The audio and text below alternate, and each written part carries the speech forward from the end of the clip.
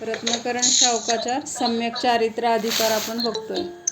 तर त्याच्यामधलं प्रोषोधोपवास शिक्षाव्रत काय आहे ते बघतोय आपण. त्या वेळेस काय करायचं आणि काय नाही करायचं ह्या दोन्ही क्रिया आपण बघितल्या. मग काय करायचं नाही?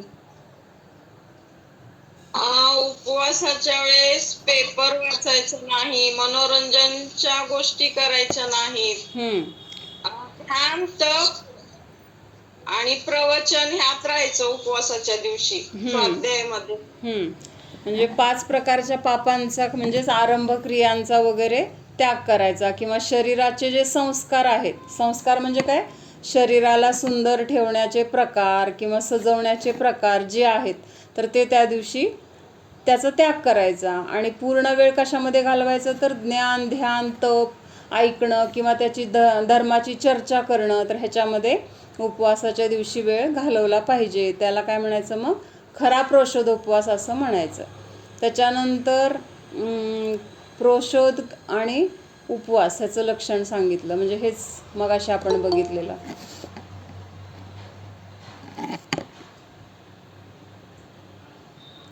की 4 प्रकाराच्या आहाराचा त्याग करायचा त्याला उपवास म्हटलंय. आणि 1 वेळेला भोजन करायचं म्हणजेच एकासन करायचं कधी, उपवासाच्या आधी आणि नंतर. मग त्याला म्हणायचं, म्हणजे एकासन असेल त्याला प्रोषोध म्हणायचं. आणि एकासन, उपवास आणि एकासन असं 3 प्रकार जे आहेत त्याला प्रोषोधोपवास असं म्हटलेलं आहे. आता प्रोषोधोपवासाचे अतिचार काय आहेत ते आपण आज बघणार आहोत. काल इथंपर्यंत झालं ना आपलं 109 पर्यंत. 109 श्लोक, 109वा श्लोक झाला होता ना काल.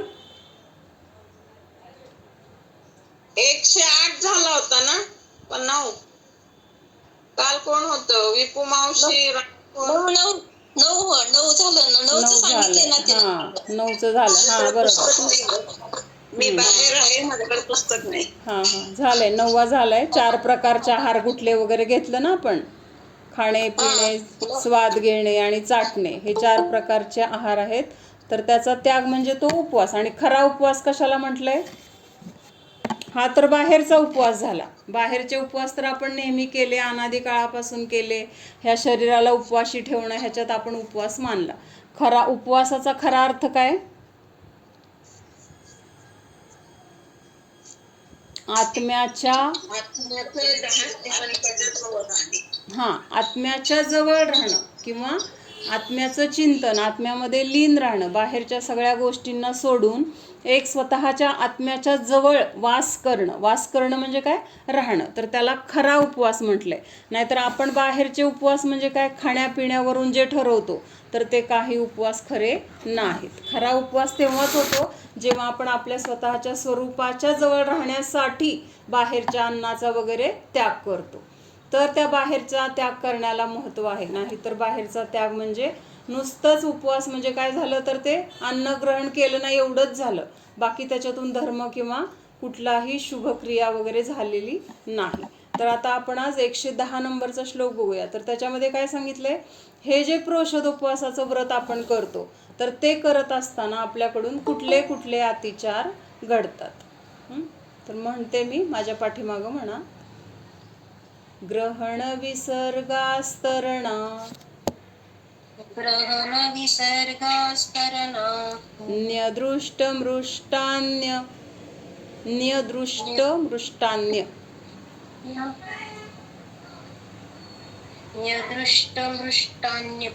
नादरास्मरणे, यत्प्रोषधोपवास,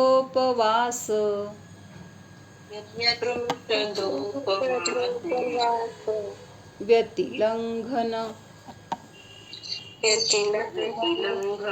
पंचकं तदिदं. 5 प्रकारचे अतिचार कुठले आहेत ते सांगितले. ग्रहण करणे, कसं ग्रहण करणे, न बघता एखादी वस्तू घेणे किंवा न शोधता एखादी वस्तू घेणे, ठेवणे.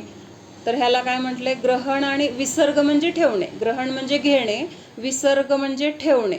तर घेताना किंवा ठेवत असताना ती वस्तू किंवा ती जागा बघून न घेणे किंवा बघून न ठेवणे. म्हणजे काय, तिथं जीव आहेत का, त्या जीवांची विराधना होईल का, असं सगळं व्यवस्थित बघून न घेता पटकन उचललं, पटकन ठेवलं, तर त्याला काय झाला, तो अतिचार झाला. म्हणून काय सांगितले, जो बिना देखे तथा बिना शोधे पूजा आदि के उपकरणों का ग्रहण करना.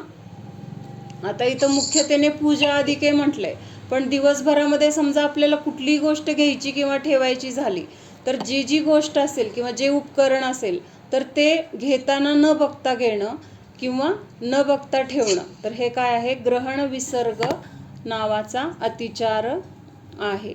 त्याच्यानंतर मलमूत्रादि को छोडणं, म्हणजे शरीराचे जे मळ आहेत तर ते सोडत असताना तिथं सुद्धा काय आहे, बघून जागा बघून म्हणा किंवा जीवजंतू बघून असं तिथं विसर्जन न करणं. त्याच्यानंतर संस्तर आदि को बिछाना. संस्तर म्हणजे काय, आपलं अंथरूण. अंथरूण वगैरे काय उचललं पटकन कसं पण टाकलं, कुठं पण टाकलं, त्याच्यामध्ये जीव आहेत का झटकून बघून किंवा खालचं अगोदर झाडून असं न करता पटकन घेतलं आणि टाकलं, तर ते काय आहे, तो पण एक अतिचार आहे. तथा आवश्यक आदि में अनादर और योग्य क्रियाओं को भूल जाना. आता आवश्यक आदि के अनादर, आवश्यक म्हणजे काय, आपल्या ज्या षटक्रिया आहेत ना, आपण षटावश्यक म्हणतो त्याला, तर ह्या षटावश्यक क्रिया करत असताना त्याच्याबद्दल अनादर असणे. अनादर म्हणजे आता करायला पाहिजेत, आवश्यक आहे म्हणून करायला सांगितलंय किंवा नियम घेतलाय म्हणून केले पाहिजेत, पण ते करत असताना त्याच्यामध्ये म्हणजे असं बळजबरी वाटणे किंवा त्याच्याबद्दल आदर मनापासून करावं असे भाव नसणे, तर ते काय आहे, अनादरयुक्त क्रिया. आता षटावश्यक कुठले आहेत, आपल्या सगळ्यांचे पाठ झाले का षटावश्यक कुठले, षटावश्यक कुठले कुठले आहेत, कोण सांगते, नवीन कोणीतरी सांगा, विशाखा सोडून. कौतुका, पूजा, तप, ध्यान, हेच ना. हा बरोबर, सांग, ओळीने सांग.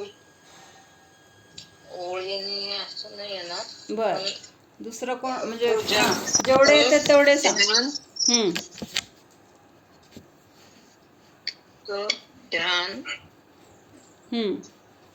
अजून देवपूजा, गुरुपास्ती, स्वाध्याय, संयम, तप आणि दान.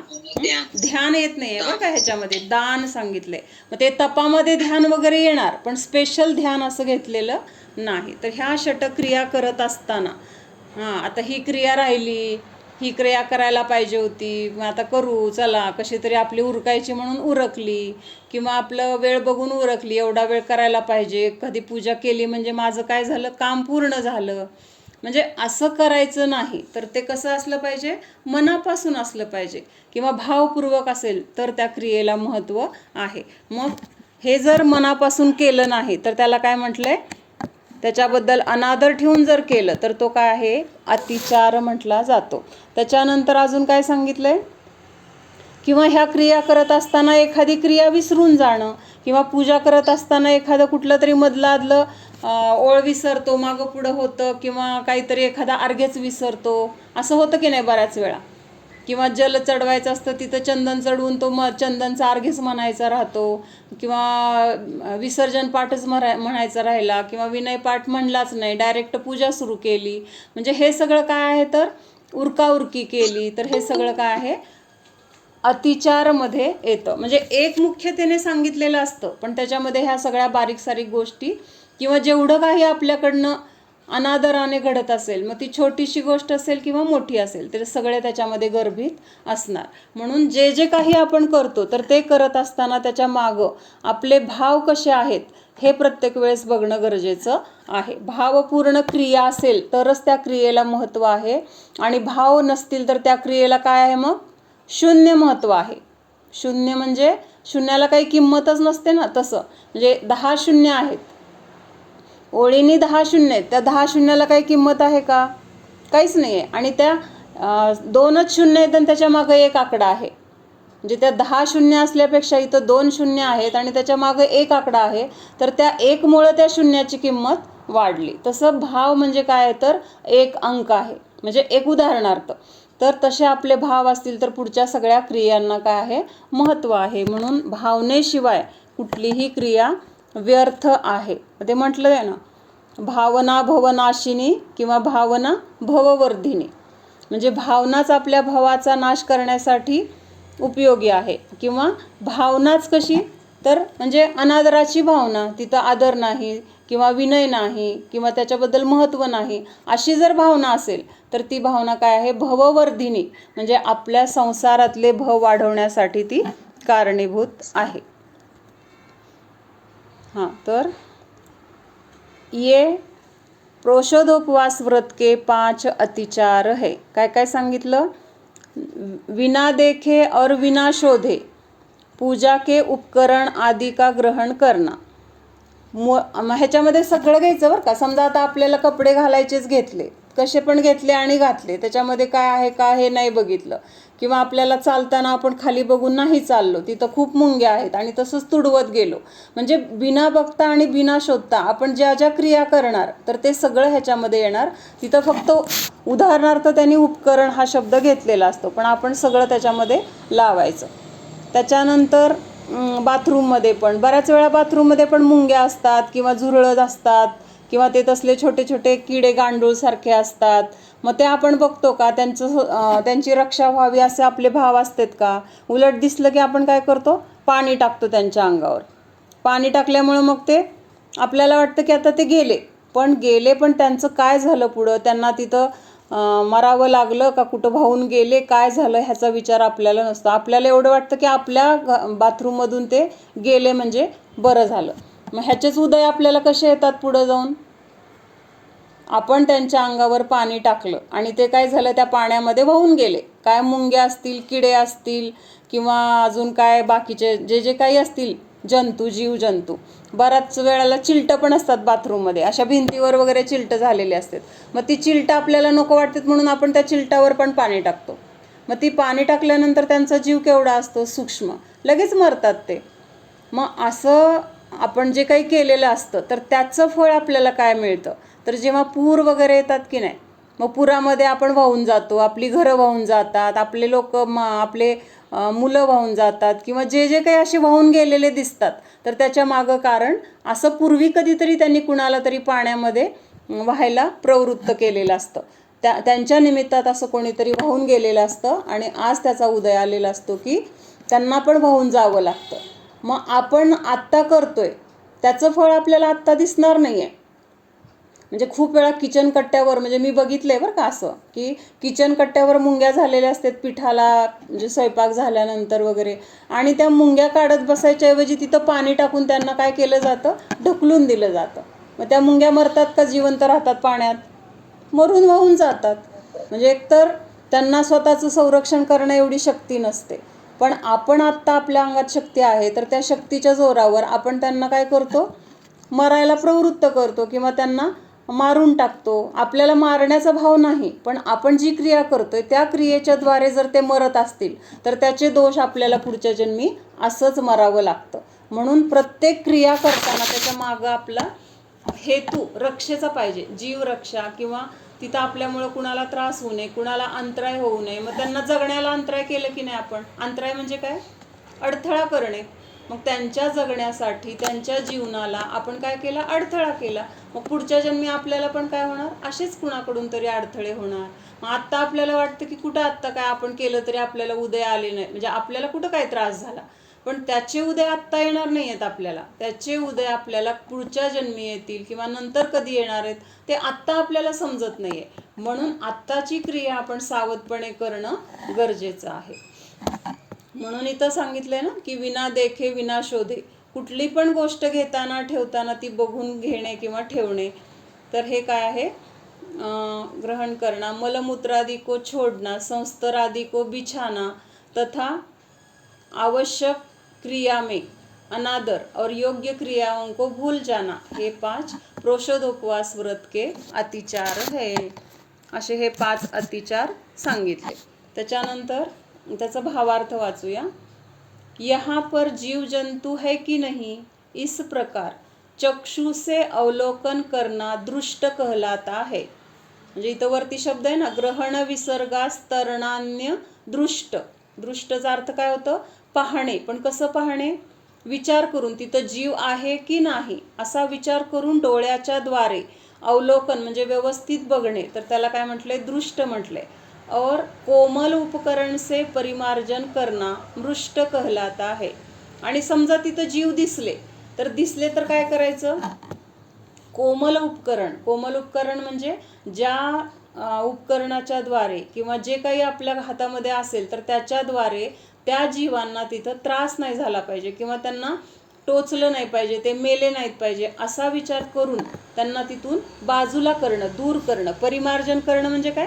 त्या जागेवरून हटवून त्यांना सुरक्षित जागेवर ठेवणं. तर ह्याला काय म्हटलंय? मृष्ट नावाचं मृष्ट असं म्हटलेलं आहे. म्हणून आता पिंची वगैरे जे उपकरण आहे तर ते कसं आहे? कोमल उपकरण आहे पिंची. त्या पिंचीच्या द्वारे कुणाला त्रास होतो का? कुणालाच त्रास होत नाही. इतकी मऊ असते की अगदी सूक्ष्मजीव असले तरी त्यांना तिथं त्याचा त्रास होत नाही. आणि आता आपण समजा आता खाली कुठेतरी जमिनीवर कोपऱ्यात वगैरे मुंग्या आहेत, मग आपण काय करायला लागलो? भरून टाकूया त्याला. मग काय घेतलं? सुपली घेतली आणि केरसुनी घेतली. तर केरसुनीची टोकं कशी असतात? कडकच असतात ना. मग त्या मुंग्यांना मरायला ते किती वेळ लागणार आहे. म्हणून अशी उपकरणं नाही घ्यायची की ज्याच्याद्वारे त्या मुंग्यांना किंवा तिथं असणाऱ्या किड्यांना त्रास होईल. मग त्यावेळेस तिथं एखादं कापड घेतलं, मग त्या कपड्याने त्या मुंग्यांना त्या सुपलीमध्ये घेऊन अशा ठिकाणी टाकलं की जे कुणाच्या पायात पण येणार नाहीत आणि कुणाला त्यांचा त्रास पण होणार नाही. आणि असं बघून व्यवस्थित काढणं किंवा त्यांना सुरक्षित ठिकाणी ठेवणं, तर हे काय आहे? मृष्ट असं त्याला म्हटलेलं आहे. म्हणजे बघणे आणि त्यांना सुरक्षितपणे दूर करणं. जिसमे ये दोनों न हो, म्हणजे ज्या क्रियेमध्ये नीट बघितलं पण जात नाही आणि त्यांची रक्षा होईल असं वागलं पण जात नाही, तर अशा दोन्ही क्रियांना काय म्हटलंय? अदृष्ट मृष्ट. म्हणजे नीट बघितलं पण नाही आणि त्यांना नीट कुठं व्यवस्थित ठेवलं पण नाही. कहलाता है. अदृष्ट मृष्ट का संबंध ग्रहण तू दिसत नाही. हा हा हा आहे.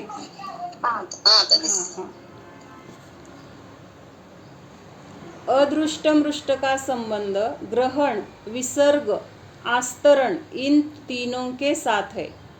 इसलिए अदृष्ट मृष्ट ग्रहण. लक्षात येते का? अवघड वाटतात शब्द? म्हणजे न बघता घेणे आणि न बघता ठेवणे एवढंच समजून घ्या. बाकी ते शब्द जरा अवघड वाटले तरी तेवढंच. ग्रहण म्हणजे न बघता घेणं आणि न बघता ठेवणं. अदृष्ट मृष्ट विसर्ग. विसर्ग म्हणजे सोडणं, मलमूत्राचं विसर्जन करणं. त्याला तिथं न बघता किंवा न जागा शोधता असं तिथं विसर्जन करणं. त्याच्यानंतर अदृष्ट मृष्टा स्तरण. स्तरण म्हणजे काय? अंथरूण पांघरून वगैरे न बघता घेणं आणि न बघता अंतरणं. घेतली चटई, इकडं तिकडं बोलत टाकली, त्या चटईच्या खाली काय जीव होते का? भले जीव नसले तरी सुद्धा आपण ते बघून न टाकल्यामुळे तिथं आपल्याला दोष लागतो. आणि असले तर मेले म्हणून तर लागणारच, पण नसले तरी सुद्धा आपण सावधानपणे ती क्रिया केली नाही तर आपल्याला तिथं दोष लागतो. म्हणून अंथरूण टाकायच्या पूर्वी होतं की नाही, झाडून काढायचे मग अंथरूण टाकलं जायचं किंवा झटकून टाकलं जायचं. आता तर काय अंथरूण टाकायचा प्रश्नच येत नाही, कारण आता बेड तयारच असतात. यायचं की लगेच आपण बेडवर जाऊन झोपतो. म्हणजे तिथं बघायचा किंवा ह्याचा प्रश्नच येत नाही. म्हणजे आताचे सगळे जे काही आपल्या फायद्याच्या गोष्टी झालेत ना, म्हणजे आपल्याला त्या सोयीच्या वाटतात किंवा छान वाटतात, पण त्या सगळ्या आत्ताच्या भोगाच्या वस्तू जास्तीत जास्त पापाला कारणीभूत आहेत. आता पूर्वी सगळं हे कसं बघून केलं जायचं, त्यामुळं तिथं काय असायचे? बघून केल्यामुळं दोष कमी असायचे. आता बघायचा प्रश्नच येत नाही, त्यामुळं तिथं काय होतं? तर उलट जास्त पापाचे बंध आहेत. किंवा कुठल्या पण सोयी निघाल्यात ना, त्याच्यामुळं पुण्य आहे म्हणून मिळाल्यात, पण त्या पुण्याच्या बदल्यामध्ये आपल्याला काय होते? पुढचा पापाचा बंध लागतोय. म्हणजे पूर्वी काय घरी दळायला कुठं मुंग्या असतात? बेडवर कुठं मुंग्या येतात? मुंग्या नाही ग, पण जीव वगैरे काय येऊ शकतात, असतात की. आणि बऱ्याच वेळेला गादीवर मुंग्या लागल्या, हे झालं, कुठून तरी खाताना काहीतरी पडलेलं असतं मुलांकडून किंवा आपण ते झटकलंच नाही तरी पण तिथं जीवांची उत्पत्ती नियमाने असते. म्हणजे सूक्ष्म जीवांची जी उत्पत्ती आहे ना तर ती आपल्याला जरी दिसली नाही तरी उत्पत्ती ही असतेच. म्हणून तिथं झटकून करूनच सगळं घ्यायला सांगितलं. म्हणजे आपल्याला दिसलं तरच आहे जीव, नाहीतर नाही असं नाही. मग पूर्वी कसं होतं, पाणी बाहेरून आणायला लागायचं. मग बाहेरून आणल्यामुळं पाणी कमी वापरलं जायचं. का कमी वापरलं जायचं? कारण आणायला कष्ट. आता कसं नळाला पाणी येतंय, मग किती पाणी वापरतो त्याला लिमिट नाही. म्हणजे सोय झाली तर त्याच्या बदल्यात आपल्याला तिथं पुण्य लागते का पाप लागते? म्हणजे जेवढ्या आपल्या प्रत्येक सोयीचा आपण असा विचार केला ना तर लक्षात येते की आत्ता सोय आपली चांगली आहे किंवा आपल्याला सुविधा खूप आहेत, पण त्या सुविधांच्या मागं आपण त्याचा वापर कसा करतोय त्यामुळे आपल्याला तिथं काय होतंय तर उलट जास्त पापाचा बंध होतोय. म्हणजे पूर्वी जेवढं पाप लागत असेल किंवा बांधलं जात असेल त्याच्या कितीतरी पटीनं पाप आत्ता बांधलं जाते. पूर्वी आपण सगळं घरी करून खायचो म्हणजे तिथं शुद्धता आली किंवा स्वच्छता आली. आता बाहेर खाणं वाढले, मग बाहेर खाणं वाढल्यानंतर तिथं काय मिळणार? अशुद्ध खाणं किंवा कसंही अमर्यादेचं, कसलं बनवलंय कुणी बनवलंय काही माहीत नसतं. म्हणजे पैसा खूप आहे म्हणून आपण काय करतो, असे बाहेर जाऊन खाणं किंवा त्याच्यामध्ये आपल्याला आनंद वाटतो, त्याच्यामध्ये स्टेटस वाटतं, पण त्याच्या निमित्तात आपल्याला पाप किती लागतंय.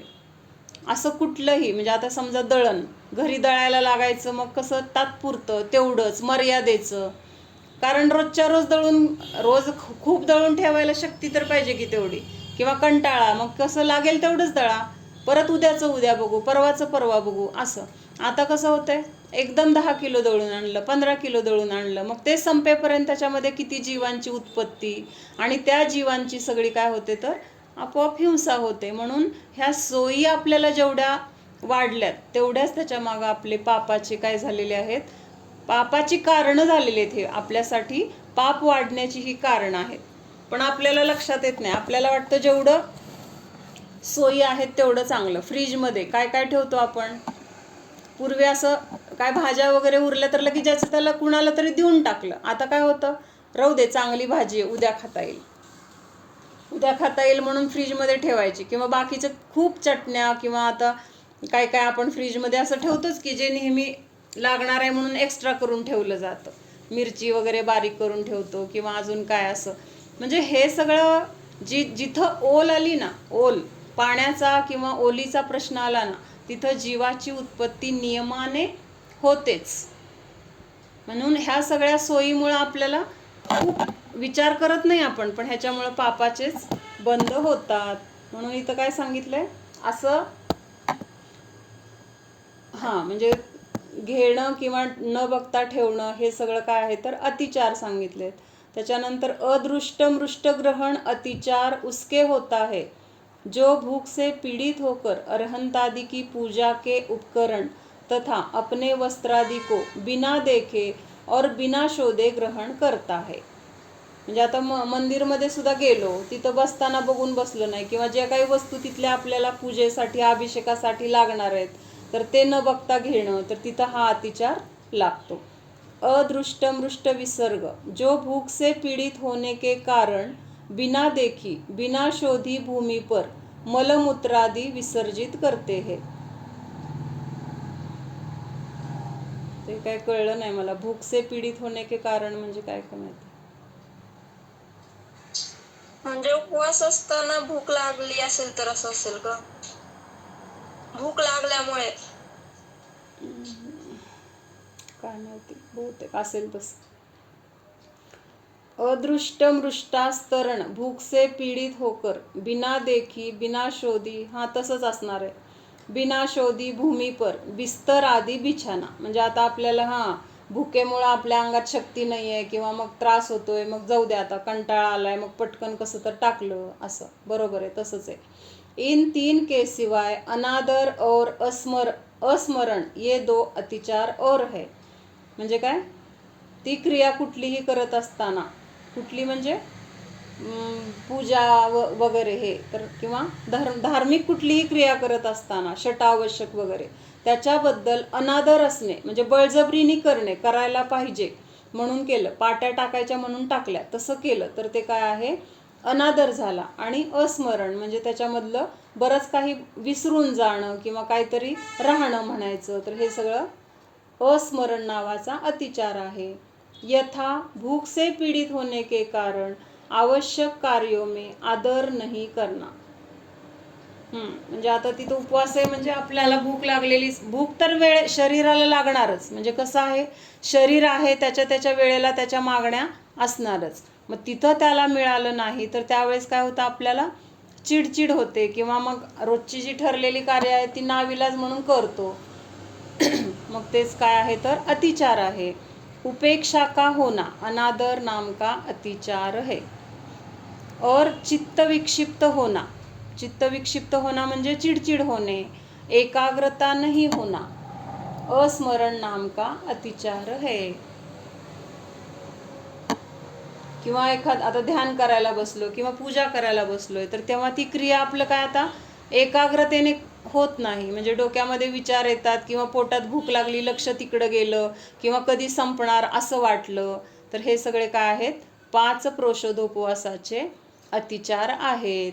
म्हणजे विना न बघता घेणे किंवा ठेवणे, त्याच्यानंतर न बघता मलमूत्र विसर्जन करणं किंवा अंथरूण पांघरूण कसं पण घेऊन टाकणं आणि ती क्रिया करत असताना अनादरपूर्वक करणं किंवा षट आवश्यकाची क्रिया अनादरपूर्वक करणं आणि ती करत असताना त्यातल्या खूप गोष्टी विसरणं किंवा चुकीचं म्हणणं वगैरे हे सुद्धा काय आहे तर अतिचारमध्ये येतं. असं हे प्रोषधोपवास व्रताचे 5 अतिचार सांगितले आहेत.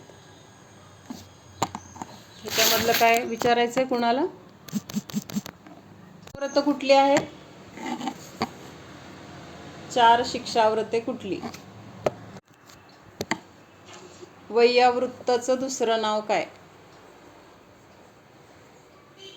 अतिथी संविभाग नावाचं जे व्रत आहे तेच वैयावृत्त किंवा अतिथी संविभाग असं त्याला म्हटलेलं आहे. मग ही 4 शिक्षाव्रताचं आता आपलं हे शेवटचं आहे आणि खूप महत्त्वाचं आहे. कुठलं? वैयावृत्तचं लक्षण. वैयावृत्त म्हणजे आपल्याला काय वाटतं की हातपाय दाबणे, पाठ दाबणे ह्यालाच आपल्याला वैयावृत्त वाटतं. पाय चोळले, काय कंबर दाबली, मग हे काय वैयावृत्त म्हणजे फक्त एवढंच नाही, तर वैयावृत्त म्हणजे काय, जे जे काही तप करण्यासाठी अनुकूलता आपल्याला देता येईल तर ती सगळी अनुकूलता देणं ते काय आहे वैयावृत्त म्हटलंय. म्हणजे सेवा थोडक्यात, जी जी आपल्याला कुणासाठी, जे साधू मुनी आहेत तपस्वी आहेत तर त्यांच्या साधनेमध्ये उपयुक्त असणारे जी अनुकूलता आहे किंवा ज्या त्यांना त्रास होणाऱ्या किंवा त्यांना तिथं बाधक गोष्टी असतील त्या गोष्टींचं काय करणं तर निराकरण करणं आणि त्यांना अनुकूलता देणं, मग हे सगळं काय आहे तर वैयावृत्त म्हटलं जातं. मग तिथं आहाराची असेल, ते जिथं राहतात तिथलं असेल, त्यांचं शारीरिक असेल किंवा अजून काय त्यांना एखादं पुस्तक वगैरे हवं असेल, म्हणजे असं सगळ्या पद्धतीने त्यांना जे जे काही गरजेच्या गोष्टी आहेत तर त्या गोष्टीमध्ये आपण अनुकूलता देणं, तर ह्यालाच काय म्हटलंय वैयावृत्त असं म्हटलंय. तर ह्याच्यामध्ये मुख्यतेने आता दानाचं प्रकरण येतंय आता ह्याच्यामध्ये. तर 111 नंबरचा श्लोक आहे, आपण म्हणूया सगळेजण. दानं वैयावृत्यं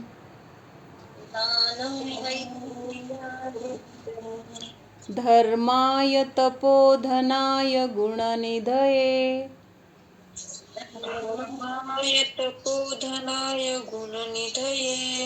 अनपेक्षितोपचारो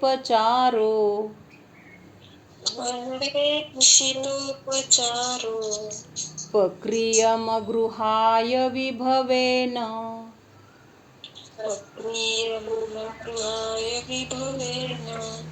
सगळे मिळून.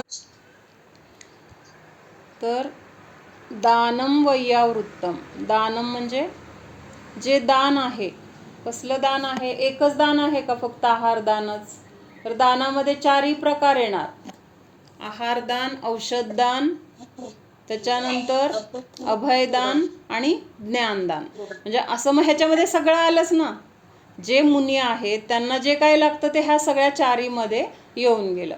तर अशा प्रकारचं दान तेच काय आहे कुणासाठी, तपोधनाय म्हणजे ज्यांचं तपरूपी हे तप हेच ज्यांचं धन आहे किंवा अजून काय आहेत तर जे गुणनिधये, गुणांची खाण आहेत, अशा त्यागींसाठी जे काही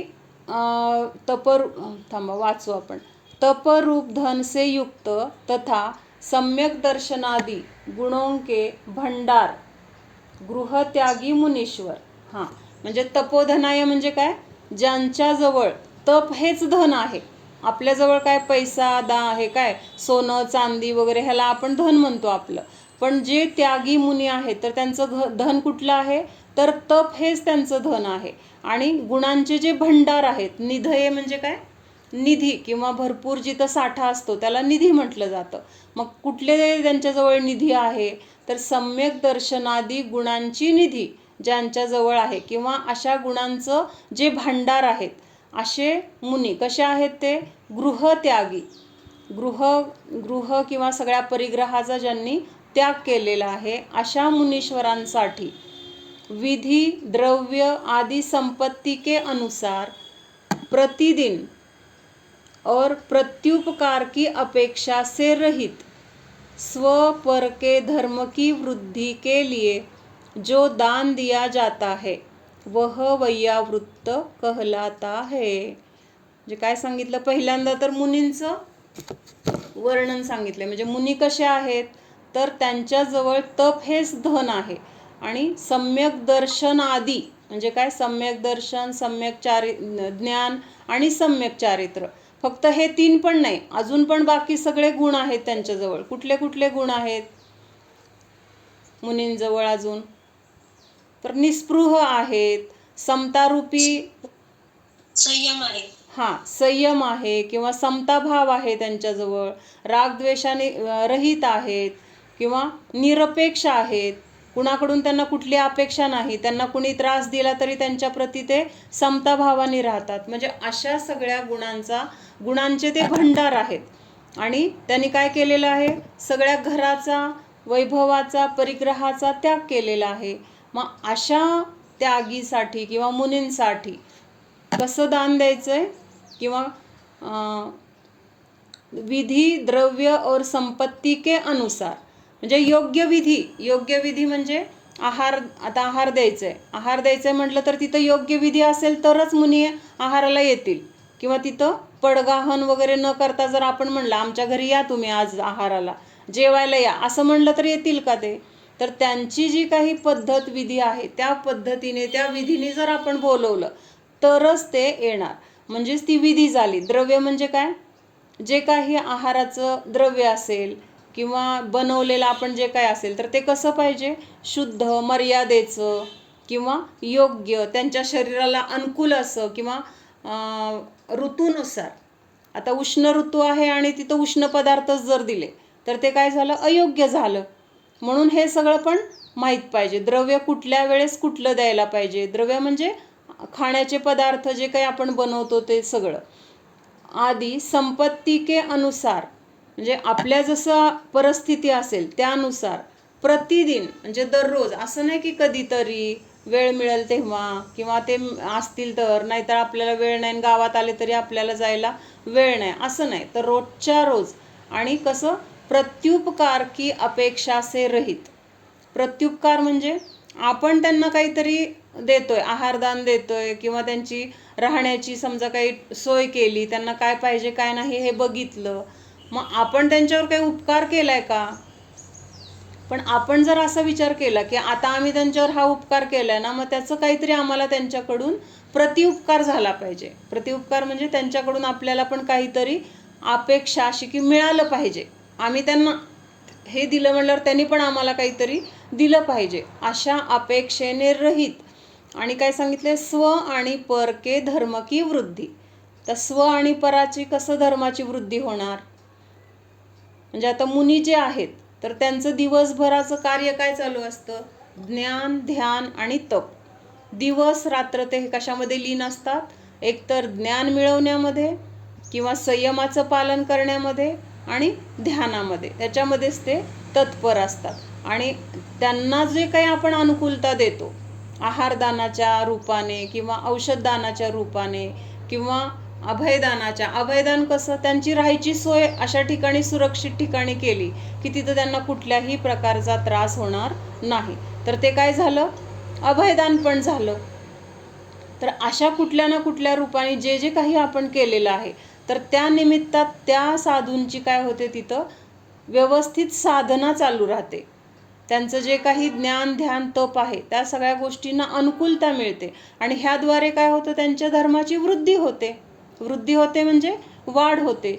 सतत त्यांचं काय चालू आहे, म्हणजे धर्मासाठीच त्यांचं काय आहे, आयुष्य आहे. मग आपण अनुकूलता दिल्यामुळं त्यांना तिथं आणखीन त्यांचं काय होतंय, अनुकूलतेमध्ये त्यांची धर्मसाधना चांगली होते किंवा स्थिरतेने होते, दृढतेने होते. त्यांच्या रत्नत्रयाच्या काय होते, तिथं पालन होते किंवा त्याच्यामध्ये पण वृद्धी होते.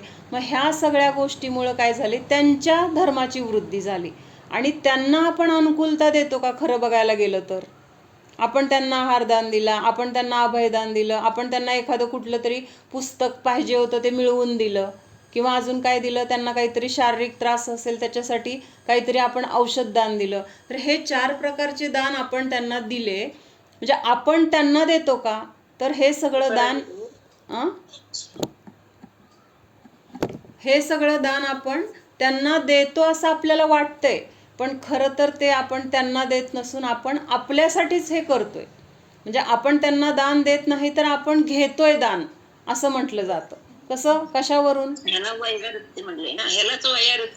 हा, हे सगळं वयावृत्ताच आहे. म्हणून तर वयावृत्त शिक्षाव्रत आहे ना, त्यालाच दानाचं म्हणजे अतिथी समीभाग पण म्हटलंय. अतिथी समीभाग म्हणजे अतिथी, म्हणजे ज्याची तिथी ठरलेली नाही, अचानक जे येतात तर त्यांना अतिथी म्हटलं जातं. मग मुनी किंवा हे जे साधू आहेत त्यांचं ठरलेलं असतं का, ह्या गावात जायचंय, आज ह्यांच्या घरी आहार द्यायचा आहे. जिथं योग्य त्यांना मिळेल, योग्य वाटेल, विधी मिळेल तिथं त्यांचं आहाराची हे होते, पडघाना वगैरे होईल किंवा विधी मिळेल तिथं ते जातात.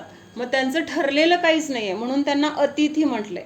आणि अशा अतिथींसाठी जे काही केलं जातं तर ते अतिथी समीभाग नावाचं व्रत म्हटलंय आणि त्यालाच दुसरं नाव वयोवृत्त आहे. मग हे जे आपण म्हटलं ना की 4 प्रकारचे जे दान आहेत, हे 4 प्रकारचे दान आपण त्यांना देत नाही तर आपण आपल्यासाठीच त्याचा आपल्याला काय होतं, तर उपयोग होत असतो. म्हणजे दुसऱ्याला देतो असं आपल्याला वाटतं, पण परत काय होतं, तर खरं तर आपण आपली पुढची सोय करत असतो. म्हणजे आज आपण आहारदान दिलं तर काय झालं, पुढं आपल्याला पुढच्या काळामध्ये आपल्याला कधीही अन्नाची कमतरता पडणार नाही, हे तिथं काय झालं, फिक्स झालं. मग आपण आहार त्यांना दिला का आपली सोय केली? दिसताना दिसते आपण त्यांना आहारदान दिलं, पण प्रत्यक्षात पुढची काय झाली, आपली सोय झाली. अर्थात आपण त्या अपेक्षेने नाही करायचं, पण तिथं आपोआप हे होतंच. आपण त्यांना जे काही देतोय तर त्याची आपल्याला त्याच्या कितीतरी पटीने जास्त आपल्याला तिथं परतफेड होत असते. औषधदान दिलं, एखाद्या मुनींना काहीतरी आजार आहे हे कळलं आणि आपण योग्य ते औषध तिथं पुरवलं. योग्य म्हणजे शुद्ध, कुठलं ॲलोपॅथी वगैरे असं नाही. तर त्याचं फळ आपल्याला काय मिळणार? आपल्याला पुढच्या जन्मी आजार झाल्यावर आपल्याला पण औषध मिळणार का? काय मिळणार? काय कुठलाच? आपल्याला कधी आजारच येणार नाही, कुठला आजारीच पडणार नाही. आपलं शरीर इतकं निरोगी राहणार किंवा इतकं भक्कम राहणार की आपल्याला औषध घ्यायची गरजच पडणार नाही. मग हे कशाचं फळ आहे? औषधदानाचं. म्हणजे आपण आपली सोय करतोय हे त्यातून आपण बघायला पाहिजे. मग तिथं हा जर विचार आपण केला तर आपल्याला तिथं गर्व पण होणार नाही. होईल का गर्व? नाहीतर मी एवढं दान दिलं, माझं नाव तिथं लागलं पाहिजे किंवा माझं नाव तिथं लिहिलंय, मी केल्यामुळं म्हणजे असं झालं वगैरे, हे जे काही गर्वाचे भाव आहेत तर तिथं ते राहणार नाहीत. कारण जे काही आपण पेरतोय तर ते आपल्याला परत मिळणारच आहे. त्याच्यानंतर अभयदान दिलं. अभयदानचं फळ काय आहे? कुठंही गेलं तरी आपल्याला कमी पडत नाहीये जागा. कोण पण या या या सगळं आपला आदर सत्कार व्यवस्थित राहायला सोय. अचानक कुठं गेलं तरी आपल्याला कधी अडचण होत नाही. म्हणजे हे सगळे दानाचे जे काही प्रकार आहेत तर त्याच्या निमित्तामध्ये आपल्याला आपल्या पुढच्या सगळ्या अनुकूलतेचीच तिथं काय आहे, अनुकूलता मिळवण्याची संधी आहे. म्हणून कधी पण दान अपेक्षेने तर करायचंच नाही, पण अशी जेव्हा संधी असतात किंवा ह्या गोष्टी कसं सांगितल्यात, प्रतिदिन करायला सांगितल्यात. कधीतरी करायला सांगितलंय का? हा, वेळ मिळेल तेव्हा करा, महिन्यातून एकदा करा, अष्टमी चतुर्दशीला करा.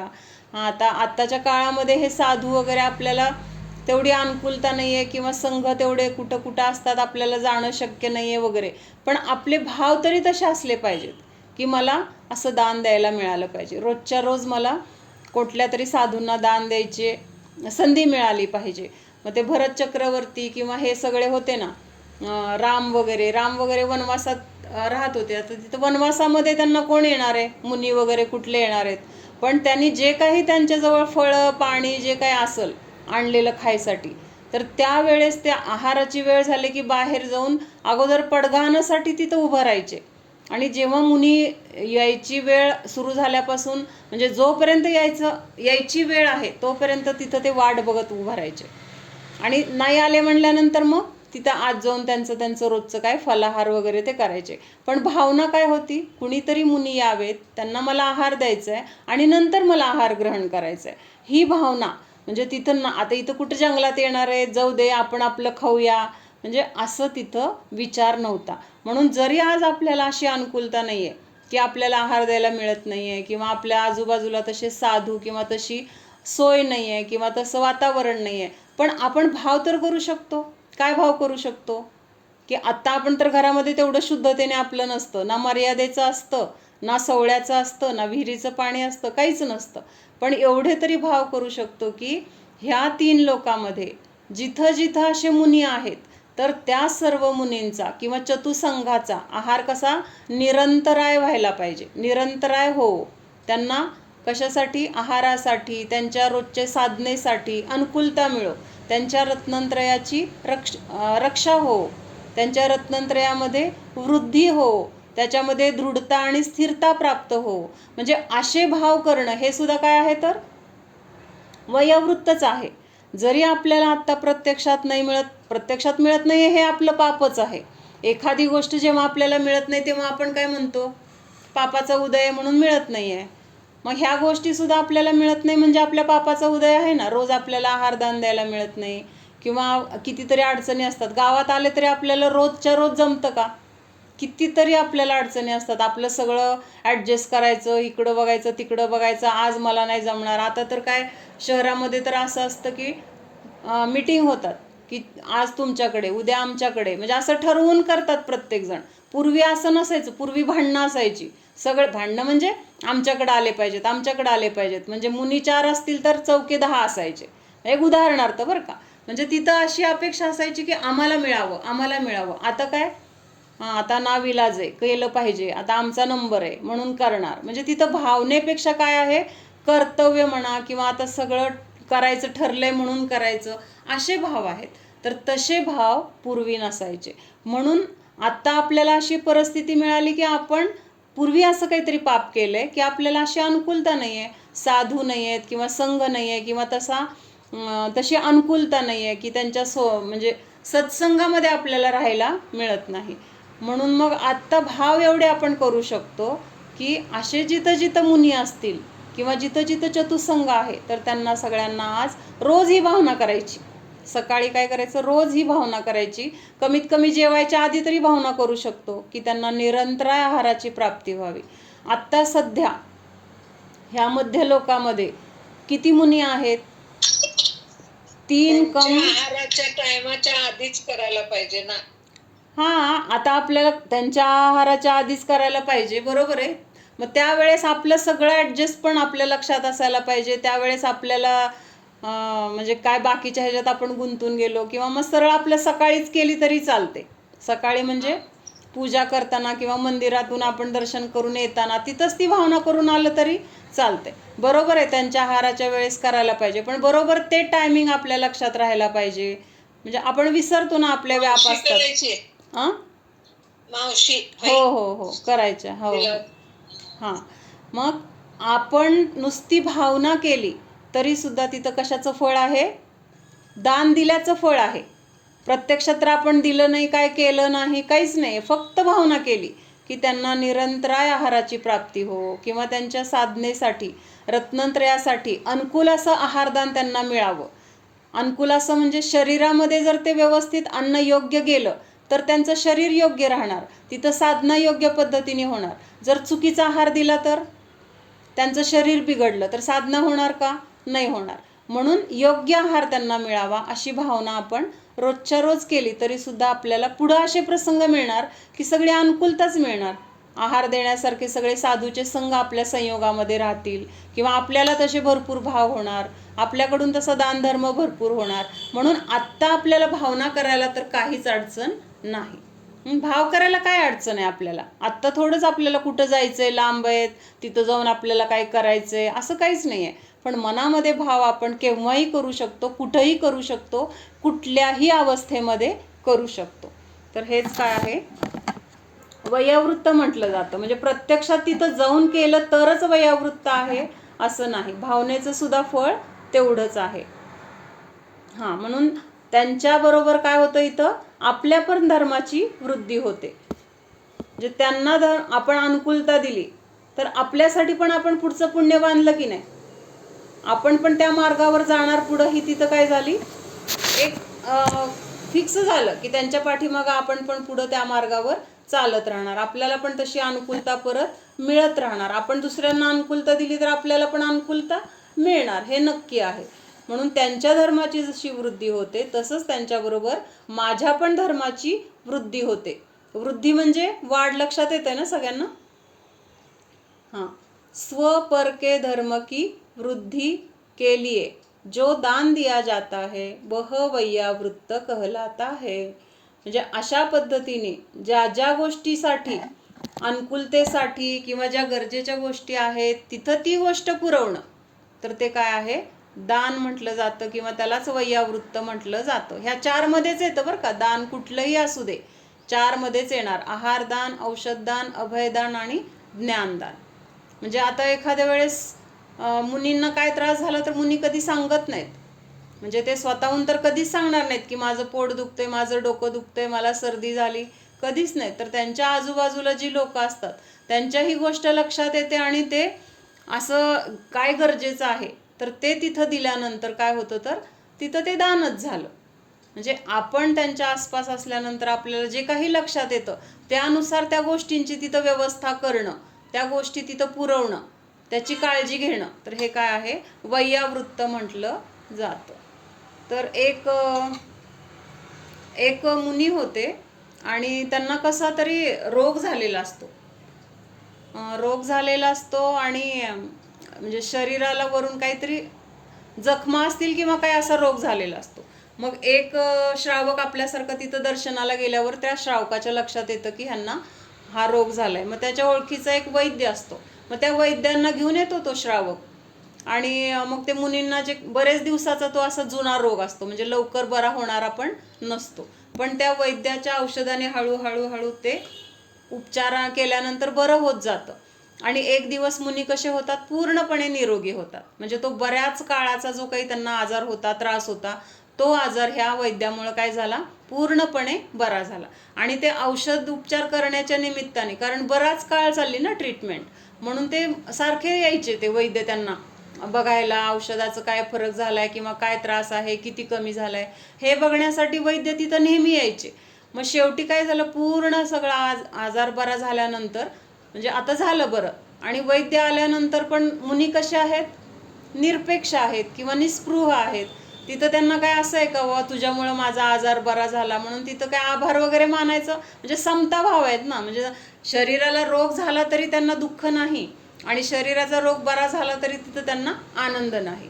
ह्या 2 गोष्टी असल्यामुळं तिथं त्यांना त्याचं महत्त्व वाटत नाही. आणि ह्या वैद्याला काय वाटतं की आता ह्यांचा आजार बरा झालाय म्हणल्यावर हे माझं खूप कौतुक करतील, माझं आभार मानतील, मला काहीतरी बक्षीस देतील, कारण तो वैद्य इतर समाजाचा किंवा इतर धर्माचा असतो. पण असं काही मुनींकडून घडत नाही म्हणल्यानंतर त्याला काय होतं, राग येतो. राग येतो म्हणजे काय होतं, अहंकार.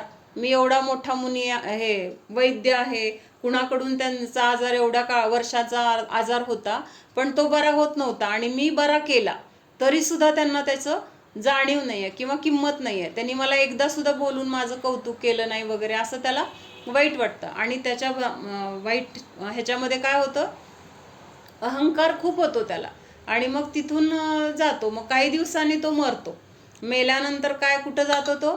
तिर्यंच्या गतीला. तिर्यंच्या गतीला म्हणजे तो माकड होतो.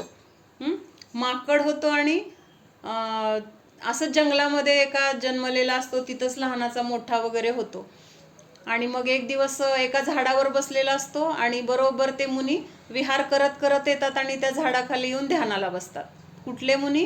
तेच मुनी ज्यांचा आजार त्यांनी म्हणजे माकडाने मागच्या जन्मी बरा केलेला असतो. आणि कसं असतात संस्कार, त्यावेळेस त्याला मुनींचा राग आलेला असतो ना वैद्य अवस्थेमध्ये, की मी उपचार केले पण ह्यांना त्याची जाणीव नाही आहे. मग त्यावेळेस राग आलेला असतो, ते रागाचे संस्कार आहेत त्याच्याजवळ. फक्त आता आठवत नाहीये की मागच्या जन्मी आपण वैद्य होतो, ह्यांच्यावर उपचार केलेत वगैरे, असं काय आठवत नाहीये. पण मुनींना बघितलं की त्याला काय होतो? राग येतो. कुणाला राग येतो? त्या माकडाला.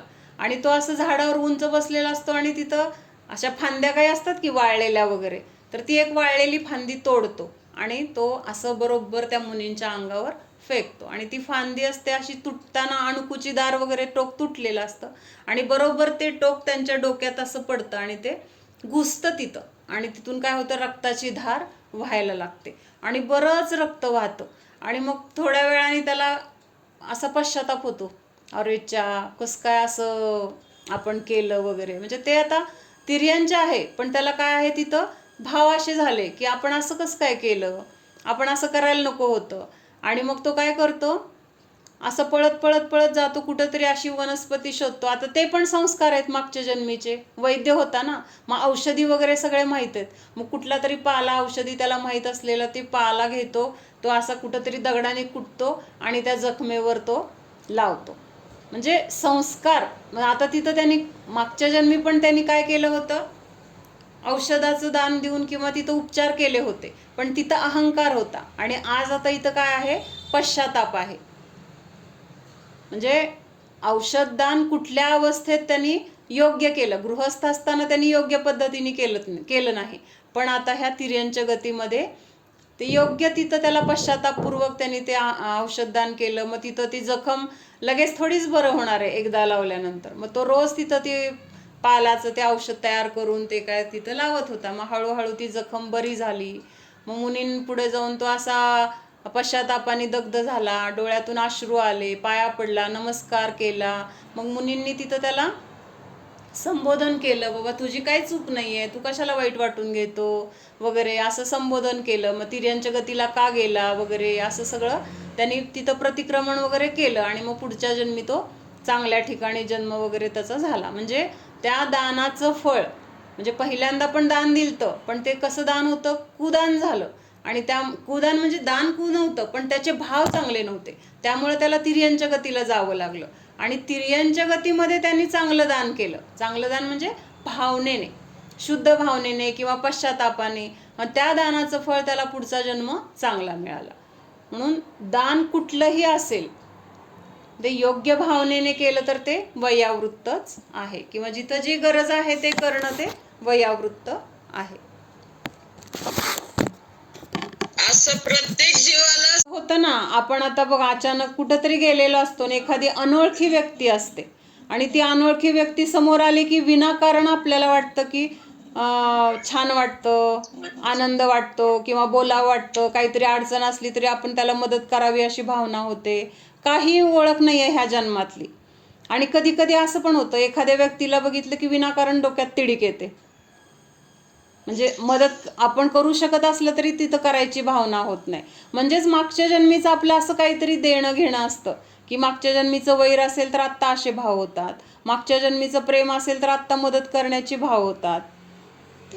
म्हणजे आत्ता आपल्या संयोगामध्ये सुद्धा जे जीव आहेत ना, प्रत्येक जण मागच्या जन्मीचं काहीतरी देवाण घेवाण फेडण्यासाठीच आपण एकत्र आलेलो आहोत. काहीतरी मागचं देणं घेणं असतं असं. म्हणजे त्याशिवाय आपण एकत्रच येत नाही. मग आपणच एका घरात का जन्मलो, बाकीचे आपल्या घरात का नाही जन्मले, बाकीचे दुसरीकडं का गेले, तर तिकडं त्यांचं त्यांचं असणार, इथं आपलं आपलं हितं असणार. म्हणजे जिथं ज्यांचं आहे काही संयोग, देणं घेणं, मागचं कर्म फेडणं, तर ते सगळं एकत्र कुठल्या ना कुठल्या रूपाने एकत्र येऊन फेडलं जातं. आणि ते फेडण्यासाठीच आपण एकत्र येतो. पण आपण म्हणतो हे माझे, हे माझे. मग बऱ्याच वेळेला शत्रुत्व फेडण्यासाठी सुद्धा शत्रू आपल्याच घरात जन्म घेतो मागच्या जन्मीचा. आपल्याला वाटतं तो आपला मुलगा आहे म्हणून आपण मुलगा मुलगी किंवा आपले जवळचे नातेवाईक म्हणून आपण जीवापाड प्रेम करतो.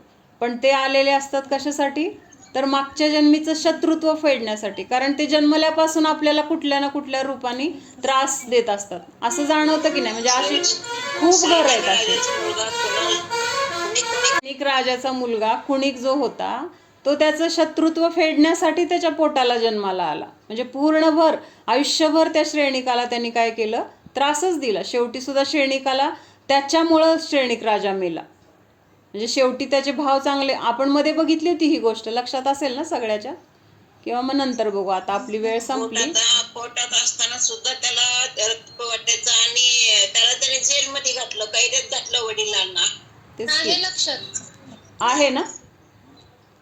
चेलना राणी जेव्हा तो कुणिक पोटात येतो तेव्हा त्या चेलना राणीला असे भाव होतात की श्रेणिकाचं नरडं फाडावं आणि त्याचं रक्त गटागटा पिऊन टाकावं. म्हणजे असे भाव तिला होत असतात. तो तिच्या पोटात असतो कुणिक. कारण कुणिक मागच्या जन्मीचा श्रेणिकाचा शत्रू आहे. शत्रू म्हणजे महाराज असतात ते. कुणिकचा जो जीव आहे तो मागच्या जन्मी महाराज असतात. आणि महाराजांनी काय केलेलं असतं? पहिल्यांदा 1 महिन्याचा उपवास केलेला असतो. आणि उपवास करून ते पारण्यासाठी गावात येत असतात. तेव्हा हा श्रेणिक राजा असतो. दुसरा म्हणजे दुसऱ्या भावातली गोष्ट आहे आधीच्या, तेव्हा दुसरा असणार राजा. मग त्यांनी काय सांगितलेलं असतं की मुनी गावात आल्यानंतर फक्त मीच आहार देणार, बाकी कुणीच आहार द्यायचा नाही. आणि त्यांनी सगळ्या श्रावकांना म्हणजे आहार करायचं नाही अशी ताकीद केल्यामुळं कोणी आहार करत नाही.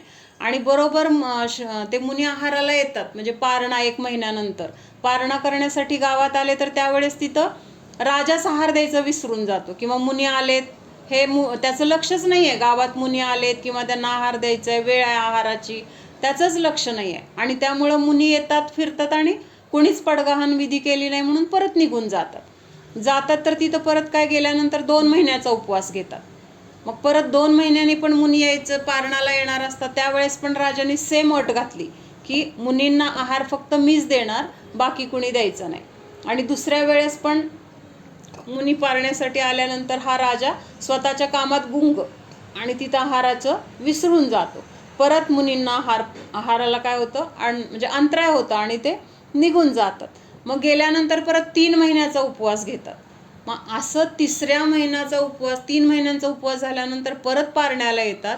राजाची अट तेव्हा पण हीच की कुणीही आहार द्यायचा नाही, मीच आहार देणार. आता मुनींचं काय झालंय? शरीर क्षीण झालेलं आहे. इतकं क्षीण झालंय. किती महिन्यांचा आहार? पहिला 1 महिना, नंतरचे 2 आणि परतचे 3, म्हणजे 6 महिने त्यांना सलग उपवास पडलाय. आणि ह्या 6 महिन्याच्या उपवासामुळे त्यांचं शरीर आता क्षीण झाले. आणि जेव्हा क्षीण झालेलं असतं तेव्हा चिडचिड होते की नाही आपल्याला? अशक्तपणा आला किंवा आपण जेवलो नाही, भूक लागली आणि आपल्याला मिळालं नाही वेळेवर, आपल्याला पण चिडचिड होते की नाही? मग त्यांना तर 6 महिन्याचा तिथं उपवास झालेला असतो. मग आहाराला आल्यानंतर पण परत तिथं राजाचं लक्षच नाही आहे. आणि सगळे लोक तेवढ्यात काय होतं, बैल का काहीतरी येतो आणि धक्का लागतो महाराजांना. धक्का लागल्यानंतर ते महाराज खाली पडले. खाली पडल्यानंतर लोक उठवायला वगैरे जातात आणि असं एकमेकाशी बोलत असतात, कसला राजा आहे, स्वतः पण आहार देत नाही, आम्हाला पण आहार देऊ देत नाही. 3 वेळा महाराज 1, 2, 3 असं महिन्याचं 2 महिन्याचे 3 महिन्याचे उपवासाने पारण्याला येतात. आणि प्रत्येक वेळेस त्यांना काय होते तर अंतराय होते. त्यांना आहार कोणी स्वतः देत नाही आणि आम्हाला पण देऊ देत नाही. कसला क्रूर राजा आहे, असं त्यांचं बोलणं त्या मुनींच्या कानावर पडलं की त्या मुनींना तिथं काय होतं? चीड येते, असं क्रोध येतो, असं ह्या राजामुळं मला अंतराय झाला. आणि अशा विचारामध्ये तिथं त्यांचं काय होतं तर मरण होतं. आणि नंतर मग पुढच्या जन्मात ते ह्याच श्रेणिकाच्या पोटी जन्माला येतात. आणि मग तिथं त्या जे काही त्या अंतराय घडलं ना त्यांना 6 महिन्याच्या उपवासाचं, तर त्याचं फळ म्हणून ते आयुष्यभर श्रेणिकाला त्यांच्याकडून, त्या कुणिकाकडून त्रास सोसावा लागतो. म्हणजे सतत कुठल्यानं, आता ते सगळं श्रेणिक चरित्र वगैरे वाचून काढा, खूप छान आहे. त्याच्यामध्ये सगळं डिटेलमध्ये प्रत्येक घटना वगैरे दिलेली आहे. आपलं नाही किंवा कोणी परक नाही. आपलं वाटतं तर मागच्या जन्मीचं काहीतरी प्रेम आहे, परक वाटतं तर मागच्या जन्मीचं काहीतरी द्वेष आहे. म्हणून हे दोन्हीचं सोडून समताभाव जर ठेवला तर आपल्याला तिथं राग पण आणि द्वेष पण होणार नाही. आणि हा समता